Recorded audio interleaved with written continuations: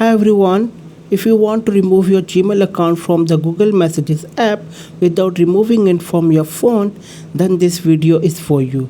Let me show you how to do it. First, open the Messages app on your Android phone. Once you are inside the app, tap on your profile icon in the top right corner. After that, tap Switch Account. On the next screen, you will see the Use this app without an account option. Simply tap on it.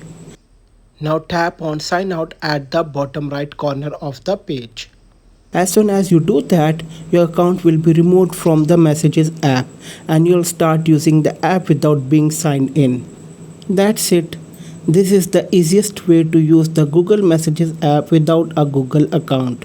If you found this video helpful, don't forget to like the video and subscribe to the channel for more Android tips and tutorials. Thanks for watching and I'll see you in the next one.